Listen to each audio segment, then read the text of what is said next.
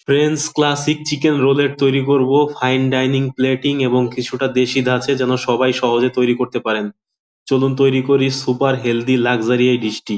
সবাই সাথে থাকবেন এবং শেষ পর্যন্ত দেখবেন। চলুন একসাথে তৈরি করা যাক। রোলেটের জন্য চিকেন কিমা করে নিয়েছি 1 কেজি।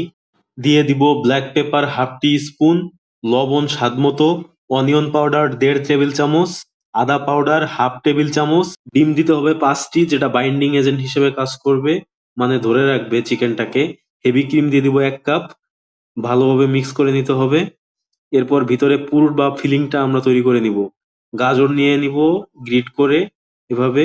ফিলিংটা সাধারণত স্পিনেচ দিয়ে হয়, কিন্তু সিজন না, এজন্য আমরা গাজর ব্যবহার করছি। মোজরেলা চিজ দিয়ে দিব গ্রেট করে, গাজরের অর্ধেক সমপরিমাণ মাশরুম কুচি দিয়ে দিব।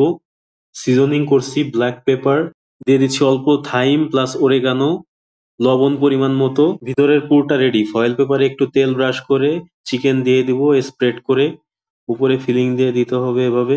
টেকনিকটা একটু ফলো করুন। রোল করে নিতে হবে এভাবে, ফিলিংটা মাঝে রেখে ভালোভাবে রোল করে 2 পাশ প্রপারলি আটকে দিতে হবে।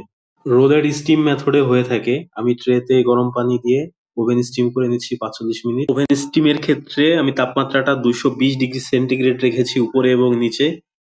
চুলায় যদি স্টিম করতে চান সেক্ষেত্রে গরম পানিতে রোলেটটা ছেড়ে দিয়ে 45 মিনিট সিদ্ধ করে নিলেই হবে। প্রপার স্টিম হয়ে গেলে কেটে পছন্দ মতো ডেকোরেশন প্লেটিং করে সুপ্রিম সস দিয়ে সার্ভ করুন হেলদি চিকেন রোলেট।